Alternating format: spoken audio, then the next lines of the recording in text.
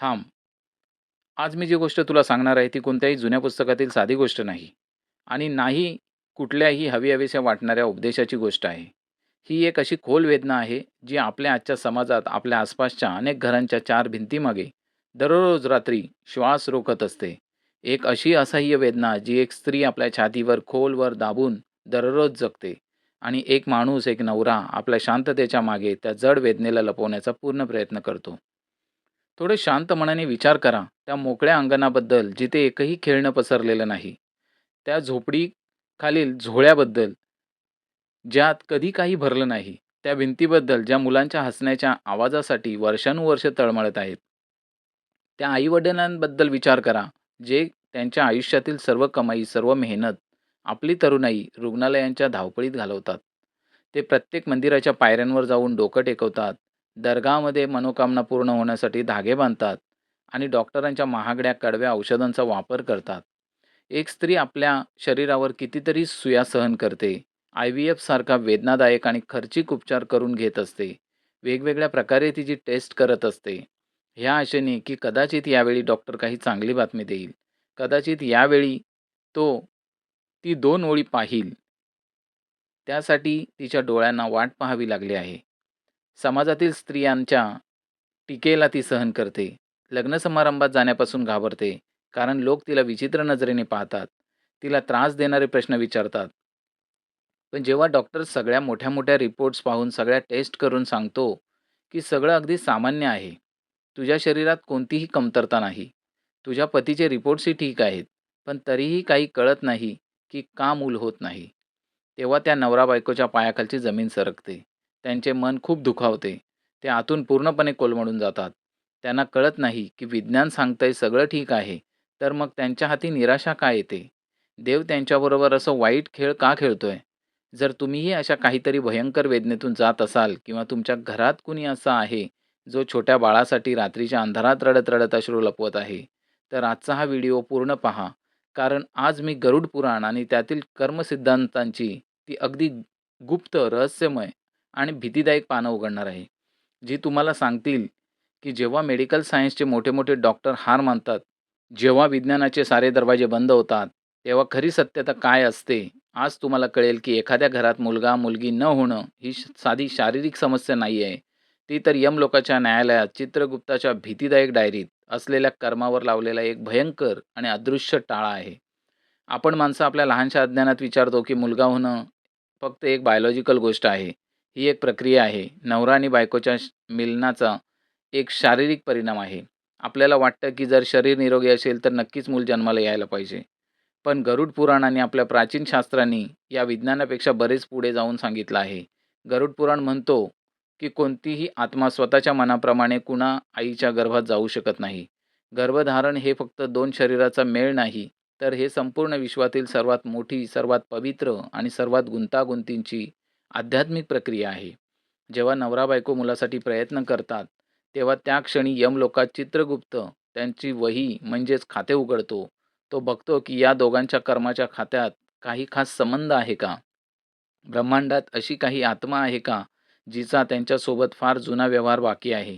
काही अशी आत्मा आहे का, जी त्याच्या घरात जन्म घेऊन आपलं सुख किंवा दुःख भोगायची आहे? जर त्यांच्या पुण्याच्या खात्यामध्ये स्वच्छता असेल, तर त्यांचे कर्म चांगले असतील, तर एका पवित्र आत्म्याला ताबडतोब त्या आईच्या गर्भात पाठवले जाते. पण जेव्हा चित्रगुप्त ती वही उघडतात आणि त्यात मागील जन्माचं काही मोठं पाप, काही भयंकर शाप किंवा कोणीतरी तडफवणाऱ्या आत्म्याचं फार मोठं कर्ज लिहिलेलं असेल, तर यमराज लगेच त्या आईच्या गर्भावर एक असा आध्यात्मिक टाळा लावतात, ज्याला जगातल्या कुठल्याच मोठ्या डॉक्टरने, कुठल्या IVF तंत्रज्ञानाने किंवा महागड्या औषधाने उघडता येत नाही. तो टाळा लोखंडाचा नाही, तर तो कर्माचा असतो. आज तुम्हाला तुमच्या मनावर एक फार मोठा दगड ठेवून हे समजून घ्यावं लागेल, की तो कोणता भयंकर शाप आहे. ते कोणत्या मागील जन्माचे भीषण पाप आहे, जे आज या जन्मात तुमच्या कुशीत शून्यता घेऊन आलं आहे, जे तुम्हाला रडवते आहे. गरुड पुराणात अशा 3 सर्वात भयानक शापांचं फार सविस्तर वर्णन दिलेलं आहे. जो माणूस गर्भाला नापीक जमिनीसारखं करून टाकतो. पहिले आणि ब्रह्मांडातील सगळ्यात भयानक कारण म्हणजे मातृशाप. म्हणजे एखाद्या तडपणाऱ्या आईचा शाप. डोळे मिटा आणि मागील जन्माची कल्पना करा. गरुड पुराण म्हणतो, की आत्मा तोच राहतो, फक्त शरीर बदलतं, काळ बदलतो. कदाचित मागील जन्मात तू खूप शक्तिशाली माणूस असशील, खूप श्रीमंत असशील आणि तू त्याच अहंकारात कुणावर तरी मोठा अन्याय केला असशील. कधी कुणा लहान वासराला त्याच्या गायीपासून वेगळं केलंस का? ज्यामुळे त्या गायीचं सगळं दूध ते लहान वासरू स्वतः पिऊ शकले असतं किंवा ते विकून पैसे कमवता आले असते. ती बिचारी गाय आपल्या वासरासाठी रडत होती, तडफडत होती. तिच्या डोळ्यातून अश्रू वाहत होते. ती आपल्या बाळाला चाटायला वेडी झाली होती. पण तुमच्या हृदयात थोडंसंही दयाळूपणा नव्हता. तुम्ही त्या वासराला भुकेने मारले किंवा कदाचित मागच्या जन्मात तुमच्या ताकदीच्या नशेत एखाद्या निरपराध माणसाचा बाळ त्याच्याकडून घेतला असावं. कोणाच्या गरजेचा फायदा उचलून एखाद्या आईच्या कुशीत कायमचा खड्डा पडलाय. ती बिचारी हतबल आई आपल्या बाळासाठी वेड्यासारखी रस्त्यावर रडत होती. तिने आपलं डोकं भिंतीवर जोरात आपटून रक्त काढून देवाकडे न्याय मागितला. तिने रडत-रडत आकाशाकडे पाहून आपलं तोंडून भयंकर शाप दिला. जशी आज मी माझ्या बाळासाठी रक्ताच्या अश्रूंनी रडते आहे, तशीच तूही एक दिवस बाळाची नजर पाहण्यासाठी तडपशील. तुलाही कधीच मूल होणार नाही. गरुड पुराणातील सगळ्यात कडवट आणि भयानक सत्य. ऐक, एखाद्या तडपलेल्या आईच्या हृदयातून निघालेला तो आवाज, तो भयंकर शाप हवेमध्ये निघून जात नाही. तो शाप सरळ ब्रह्मांडाला फोडत यमराजापर्यंत पोहोचतो. जेव्हा तुमच्या कर्माच्या खात्यात एक काळ्या अक्षरात लिहिलेला न मिटणारा श्राप म्हणून नोंद होतो, तोच मातृश्राप या जन्मात तुमच्यासोबत या नव्या शरीरात आला आहे. आज तुम्ही खूप चांगले माणूस असू शकता. आज तुम्ही खूप पूजापाठ करत असाल. आज तुम्हाला कोणाबद्दल वाईट वाटत नसेल. पण मागील जन्मातील त्या वेदना भोगणाऱ्या आईच्या अश्रूंनी आज तुमच्या मार्गात अडथळा निर्माण केला आहे. ते कर्म तुमची पाठ सोडत नाही. त्या जुन्या पापाचं कर्ज फेडेपर्यंत ते तसंच तुमच्या मागे राहतं. तुमची आत्मा तडफडत त्या वेदनेला पूर्णपणे अनुभवत नाही तोपर्यंत. जी वेदना तुम्ही कधी एका आईला दिली होती, तोपर्यंत यमलोकाचा तो टाळा उघडत नाही, जोपर्यंत ते पाप पूर्ण होत नाही. आता दुसरे सर्वात मोठे कारण, जे आजकाल भारतात प्रत्येक घरात पाहायला मिळते, ज्याला शास्त्रात पितृदोष किंवा पितृश्राप असं म्हणतात. आपण सगळे आपल्या घरात देवाच्या मोठमोठ्या मूर्त्या ठेवतो. सकाळ-सायंकाळ घंटा वाजवतो, भरपूर पूजापाठ करतो आणि दानपुण्य करतो. पण आपण त्यांना विसरतो ज्यांच्यामुळे आपलं अस्तित्व आहे. ज्यांच्या खुनांमुळे आपलं शरीर बनलं आहे, म्हणजेच आपले पितृ, आपले पूर्वज. गरुड पुराणात यमराज आणि पक्षीराज गरुड यांनी त्यांच्यातील संवाद अगदी स्पष्ट आणि कडक शब्दात सांगितलाय, की मृत्यूनंतर आत्म्याला शांती मिळवण्यासाठी श्राद्ध आणि पिंडदान करणं किती गरजेचं आहे. जर एखाद्या माणसाचे पूर्वज म्हणजेच आई-वडील, आजी-आजोबा खूप दुःखात, त्रासात मरण पावले असतील आणि ज्यावेळी तो माणूस वृद्ध झाला, तेव्हा त्याने आपल्या आई-वडिलांना घरातून ढकलून बाहेर काढलं. त्यांना एक वेळचं जेवण देण्यासाठी कटकट केली. त्यांना भुकेले ठेवले. त्यांना ओरडून मारहाण केली आणि ते एकटेच त्या वेदनेतून दमून मरण पावले. किंवा मृत्यूनंतर त्यांच्या लालची कुटुंबियांनी जर एखाद्या व्यक्तीचा नीट अंतिम संस्कार केला नसेल, त्यांच्या नावानं कोणतेही दान केलेलं नसेल, त्यांचं पिंडदान केलेलं नसेल, तर तो आत्मा यमलोकाच्या मार्गावर भटकत, भटकत प्रेत बनून राहतो. त्या तो आत्मा भयंकर भूक आणि तहान सहन करत असतो. जेव्हा एखादी आत्मा यमलोकात तहानलेली त्रस्त असते, तेव्हा ती आत्मा कोणालाही नाही, तर त्यांच्या स्वतःच्या कुटुंबाला, त्यांच्या वंशाला, त्यांच्या रक्ताला शाप देते. गरुड पुराणात असं सांगितलंय, की जेव्हा एखाद्या झाडाच्या मुळांमध्ये आतून आग लागते, तेव्हा मुळांमध्ये भयंकर विष आणि कोरडेपणा पसरतो. तेव्हा त्या झाडाच्या फांद्या कधीच नवीन फळं किंवा नवीन फुले देऊ शकत नाहीत. म्हणजेच हा आहे पितृदोष. एक असे भीषण जाळे आहे, एक काळे सावट आहे, जे तुमच्या घरच्या प्रगतीला आणि घरात येणाऱ्या नवीन पिढीला पूर्णपणे थांबवते. जेव्हा कधीही एखादी नवीन आणि पवित्र आत्मा तुमच्या घरात जन्म घेण्यासाठी येते, तेव्हा रागावलेले आणि भुकेले पितृ त्या आत्म्याचा मार्ग अडवून दारात उभे राहतात. ते म्हणतात, "जेव्हा आमच्याच मुलांनी आम्हाला मेल्यानंतर एक थेंब पाणीही दिलं नाही, आमचा उद्धार केला नाही, आमच्या उतारवयात आम्हाला रडवलं, तर या घरात नवीन मूल येऊन काय करेल? या स्वार्थी वंशाला इथेच संपायचं आहे आणि हा भीषण पितृदोष कोणीही संपवू शकत नाही." त्यामुळेच मेडिकल सायन्सचे सगळे प्रयत्न फसतात. डॉक्टर म्हणतो शरीर ठीक आहे, पण गर्भ बसत नाही.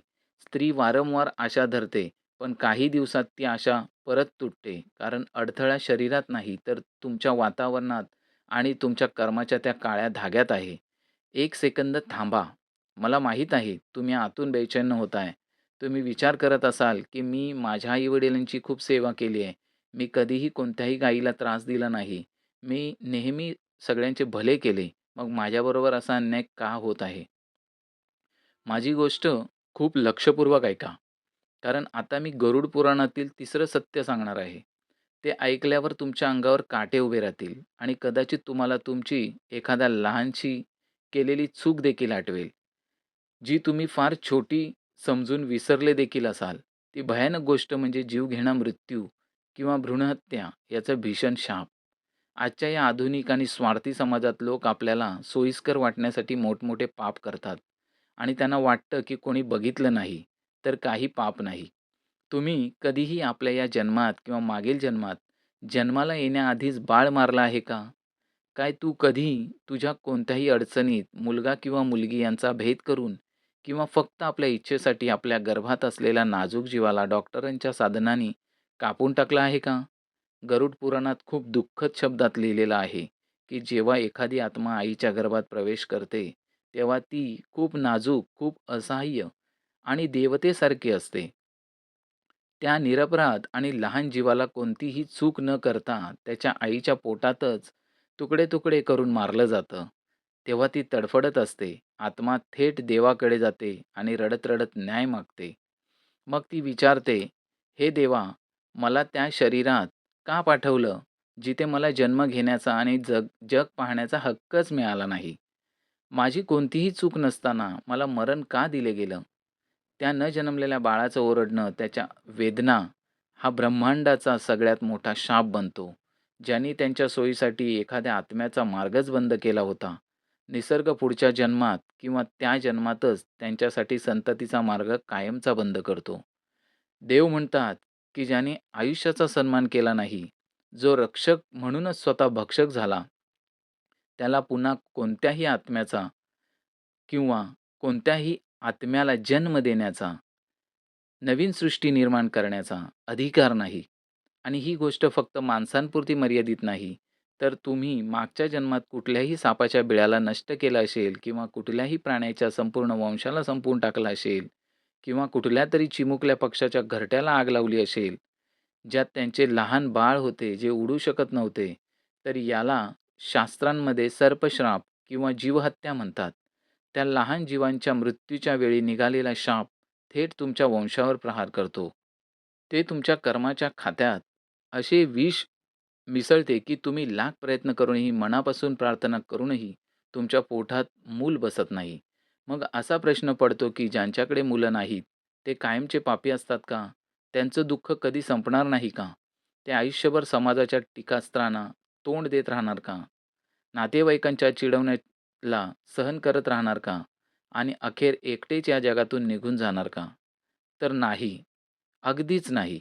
गरुड पुराण आणि आपल्या सनातन धर्माची सगळ्यात मोठी खासियत आणि महानता म्हणजे ती फक्त भयभीत करत नाही, तर तुमच्या कर्माचं प्रतिबिंब दाखवून त्या समस्येतून बाहेर पडायचा मार्गही दाखवते. एक खूप पवित्र, अगदी बरोबर आणि अचूक मार्गसुद्धा सांगतो. जिथे विज्ञानाचे सारे दरवाजे बंद होतात, तिथे डॉक्टरांच्या सगळ्या औषधांचा काही उपयोग होत नाही. जिथे आशा तुटते, तिथूनच अध्यात्माचा, कर्माचा आणि खऱ्या प्रायश्चित्ताचा मार्ग सुरू होतो. जर तुम्ही रुग्णालयात जाऊन पूर्णपणे थकला आहात, जर तुम्ही लाखो रुपये खर्च केलेत, तुमचं शरीर सुईने छेदलंय आणि तरीही तुमच्या हातात कोणतंही बाळ नाही, तर आजचे माझे हे सांगणे मनात खूप खोलवर उतरवा. तुम्हाला फक्त तुमच्या शरीराचा उपचार नाही करायचा आहे. तुम्हाला तुमच्या कर्माचा उपचार करायचा आहे. तुम्हाला त्या अदृश्य चावीचा शोध घ्यायचा आहे, जी यमलोकात चित्रगुप्ताने तुमच्या नावापुढे लावली आहे आणि त्या जड चाव्यांचं रहस्य फक्त 2 शब्दात दडलेलं आहे. खरं प्रायश्चित्त आणि निस्वार्थ कर्म. जर तुला वाटत असेल, की तुझ्यावर फक्त शाप आहे किंवा मागील जन्माचे कर्ज आहे, तर आजपासूनच तुझ्या मनातील सगळा अहंकार, सगळा राग काढून टाक. रडणं बंद कर. नशिबाला ब्लेम करणं बंद कर आणि कर्म करायला सुरुवात कर. सगळ्यात पहिलं काम जे तुला पूर्ण मनाने करायचं आहे, ते म्हणजे एखाद्या गायची निस्वार्थ सेवा. आपल्या शास्त्रांमध्ये गौमातेला ब्रह्मांडातील सर्वात पवित्र आई मानलं जाते. ज्यात 33 कोटी देवी-देवतांचा वास असतो. तुम्ही कुठल्याही गोशाळेत जा. जिथे जी गाय आजारी आहे, जी गाय म्हातारी आहे, जी गाय दूध देत नाही आणि ज्यांची कोणी काळजी घेत नाही, तिची स्वतःच्या हाताने सेवा करा. तिला चारा भरवा, गूळ भरवा, तिच्या शरीरावर प्रेमाने हात फिरवा. जेव्हा एक मुकी म्हातारी गाय पोट भरल्यावर समाधानाने डोळ्यातून अश्रू ओघळते, तेव्हा तेच अश्रू तुमच्या अनेक जन्मांच्या मातृशापाला त्या क्षणी धुवून पूर्णपणे स्वच्छ करतात. ती गोमाता, आई तुमच्यासाठी काही बोलत नाही. ती फक्त देवाकडे प्रार्थना करते आणि तिचा आशीर्वाद तुमच्या त्या रिकाम्या गर्भात नवीन ऊर्जा, नवीन जीव उभा करते. दुसरा मोठा उपाय जे तुमच्या भयंकर पितृदोषाला संपवू शकतं. जर तुम्ही तुमच्या पूर्वजांचा सन्मान केला नाही आणि मागच्या जन्माचा काही दोष असेल, तर प्रत्येक अमावस्येच्या दिवशी त्यांच्या नावाने गरिबांना जेवण द्या, गरिबांना दान करा. कुठल्या गरीब आणि अनाथ मुलांच्या चेहऱ्यावर हास्य आणा. त्यांच्या शिकवणीचा खर्च उचला. जेव्हा तुम्ही इतरांच्या मुलांना आनंद द्याल, तेव्हा तुमचे पितृ शांत होतील आणि तुमच्या घरात नवीन वंश येईल. आणि आता ऐका तो सगळ्यात महान, सगळ्यात पवित्र आणि सगळ्यात ताकदवान उपाय, जो चित्रगुप्तांच्या त्या वहीच्या खात्यात सगळ्यात मोठ्या श्रापालाही तोडू शकतो. असा उपाय जो माणसाला देवाच्या समकक्ष उभा करतो. आपण सगळी माणसं आपल्या रक्ताचं, आपल्या डी-एन-एचं मूल हवं असतं, असं म्हणतो. पण आपल्याला वाटतं, की जो मुलगा माझ्या शरीरातून जन्मेल, माझ्या पोटातून निघेल, तोच माझा खराखुरा वारसदार असेल. तोच माझं नाव उज्ज्वल करेल. हा आपल्या सगळ्यात मोठा अहंकार आहे. हा आपला सगळ्यात मोठा अज्ञानाचा विषय आहे. गरुड पुराण फार खोलवर समजवतो, की आत्म्यांना कुठलेही रक्त नसते. आत्म्यांना कुठलीही जात नसते. आत्म्यांना कुठलाही डी-एन-ए नसतो. जर यमलोकातील कर्मांनी तुमच्या शरीरातून बाळ जन्माला येण्यापासून थांबवलं आहे, जर तुमचा गर्भ एखाद्या जुन्या शापामुळे थांबला आहे, तर ब्रह्मांडात हजारो असे बाळ आहेत, जे आई-वडिलांशिवाय अनाथाश्रमात, रस्त्यावर, मंदिराच्या पायऱ्यांवर रडत आहेत. ज्यांना कोणी प्रेम करणारं नाही, ज्याला कोणी मिठी मारणारं नाही. कदाचित देवाने तुमची मांडी सुन्न त्यासाठीच ठेवलेली आहे, म्हणजे तुम्ही त्या अनाथ आणि बेसहारा बाळाची आई बनू शकता. ज्याला देवाने या जगात एकटा सोडून दिला आहे. कदाचित देवाला तुला एक साधी जैविक आई नको होती, तर कर्माची आई, एक यशोदा आई बनवायचं होतं. ज्या दिवशी तू तुझा हा खोटा अभिमान बाजूला ठेवून समाजाच्या बोलण्यावर लक्ष न देता, या रक्ताच्या नात्याच्या पलीकडे जाऊन एखाद्या अनाथ बालकाला आपल्या हृदयात घेतलंस, ज्याला या जगात कुणीच नाही, त्या दिवशी तू या रडणाऱ्या बाळाच्या डोळ्यातील अश्रू पुसून त्याला आपलं नाव दिलंस. त्याच वेळी एका सेकंदात तुझ्या मागच्या हजारो जन्मांचे सारे शाप, सारे पाप आणि सारे पितृदोष जळून कायमचे नाश होतील. चित्रगुप्ताच्या डायरीत तुमच्या पुण्याचं एक असं सोनेरी पान लिहिलं जाईल, ज्याला पाहून यमराजसुद्धा आपल्या सिंहासनावरून उभे राहून तुमच्यासमोर मान टेकतील. कारण तू फक्त शरीराने जन्म देणारी आई नसून, तू अनाथ मूल पाळणारी आई, हीच खरी मोठी आणि महान आई होतेस. आणि तुम्ही हा चमत्कार तुमच्या आजूबाजूला तुमच्या आयुष्यात अनेक वेळा पाहिलाच असेल. अनेक जोडपी जी 10-10 वर्ष डॉक्टरांकडे फिरत राहतात. ज्यांना मूल होत नाही, ते पूर्णपणे हार मानून जेव्हा एखाद्या अनाथ मुलाला दत्तक घेतात, तेव्हा अचानक 1-2 वर्षात मग एक जबरदस्त चमत्कार होतो आणि त्यांच्या घरात, त्यांच्या स्वतःच्या शरीरातूनही एक बाळ जन्माला येतं. जगाला ते चमत्कार वाटतं. डॉक्टर त्यांचे रिपोर्ट पाहून थक्क होतात. पण खरं सांगायचं तर हा चमत्कार नव्हता. हा त्यांनी केलेल्या निस्वार्थ कर्माचं फळ होतं. जेव्हा त्या कुटुंबाने त्या बेघर अनाथ बाळाला स्वीकारलं, तेव्हा त्यांच्या पुण्याने त्यांच्या कर्माच्या त्या जड साखळ्या मोडल्या. यमलोकात लागलेला तो शाप कायमचा संपला आणि त्यांचा वांझ गर्भ पुन्हा हिरवळीस आला. मित्रांनो, आज आपण सोलफुल लाईफच्या या चॅनलवरून गरुड पुराणातील त्या सगळ्यात खोल, सगळ्यात भयानक आणि सगळ्यात वेदनादायक सत्याला स्पर्श केला आहे, ज्याबद्दल आजचा समाज बोलायला तयार नाही. आपल्याला आज समजलं, की मूल न होणं काहीही शाप नाही, ज्याच्यासाठी तुम्ही आयुष्यभर रडत राहाल किंवा डिप्रेशनमध्ये जाल. ही काही अशी कमतरता नाही, की जी तुम्ही समाजापासून लपवता किंवा लोक तुमच्या जोडीदाराला टोमणे मारत बसतात. हे तुमचे कर्माचं एक खूप स्पष्ट संदेश आहेत, जे तुम्हाला अज्ञानाच्या झोपेतून उठवायला आलेले आहे. जर आज तुम्हाला मूल नाही आहे, तर त्या देवाला तक्रार करणं थांबवा. तुमचे डोळे कोरडे करा आणि त्या ब्रह्मांडाच्या संकेताला समजून घ्या. तो नारायण, तो परमपिता परमेश्वर खूप दयाळू आहे. त्याने कधीही तुमच्यासाठी सुखाचे दरवाजे बंद केलेले नाहीत. फक्त त्याने तुम्हाला त्या दरवाजापर्यंत पोहोचण्याचा एक वेगळा, थोडा कठीण पण खूपच महान मार्ग दिला आहे. तुमच्या शरीराचा नक्कीच इलाज करा, डॉक्टरांची पाहणी करा, पण त्याचसोबत तुमच्या आत्म्याचा, तुमच्या कर्माचा इलाजही आजपासून सुरू करा. निस्वार्थपणे कर्म करा, इतरांचे दुःख दूर करा आणि शक्य असल्यास जर तुमच्यात धाडस असेल, तर कुठल्यातरी अनाथ आश्रमात जाऊन आयुष्याला उजाळा देण्याची हिंमत जमा करा. विश्वास ठेवा, ज्या दिवशी तुम्ही मनापासून स्वार्थ पूर्णपणे काढून टाकाल, त्या दिवशी तुमचं घर अंगण नक्कीच मुलांच्या कुजबुजाने गरजून उठेल. आजचा हा व्हिडिओ फक्त ज्ञानाचा नाही, तर हा आशेची एक मोठी किरण आहे. त्या लाखो आई-वडिलांना जे रात्रीच्या अंधारात चुपचाप रडत दिवस जगतात. जर गरुड पुराणाच्या या खोल सत्याने आज तुमच्या हृदयात काहीतरी नवीन प्रकाश निर्माण केला असेल, जर तुम्हाला या तीव्र वेदनेशी लढायची थोडीशी हिंमत मिळाली असेल, तर आज नक्कीच एक महान आणि पुण्याचं काम करा. हा व्हिडिओ आज फक्त तुमच्यापुरता मर्यादित ठेवू नका. तो आजच तातडीने प्रत्येक त्या माणसाला, प्रत्येक त्या वेदनाग्रस्त आई-वडिलांना पाठवा, ज्यांच्या पोटी अजूनही मूल नाही आहे. ज्या लोकांना समाज फक्त टोमणे मारतो आणि जे एकटे बसून रडतात. कदाचित तुम्ही पाठवलेला हा व्हिडिओ त्यांच्या जीवनाचा दृष्टिकोन बदलू शकेल. त्यांना डिप्रेशनच्या अंधारातून बाहेर काढेल आणि त्यांच्या आयुष्यात एक नवीन सकाळ आणेल. खाली कमेंटमध्ये पूर्ण विश्वास आणि आपल्या आत्म्याच्या सत्यतेने लिहा. देवाचा प्रत्येक निर्णय मला मान्य आहे, जेणेकरून त्या देवापर्यंत तुमच्या समर्पणाचा आवाज पोहोचू शकेल आणि तो तुमच्या पुण्यांच्या खात्याला कायमचा उघडेल. असंच खूप खोल आध्यात्मिक आणि जीवनात अंधार पडलेल्या रहस्यांना उघडण्यासाठी माझ्या या प्रवासात सोबत राहा. नेहमी सोबत राहण्यासाठी आपल्या सोलफुल लाईफ या चॅनलला ताबडतोब सबस्क्राईब करा. स्वतःची, आपल्या जीवनसाथीची आणि आपल्या कर्माची खूप काळजी घ्या. भगवान नारायण लवकरच तुमच्यावर आणि तुमच्या कुटुंबावर अपार कृपादृष्टी करेल आणि तुमचे अंगण नेहमी आनंदाने भरलेलं ठेवेल.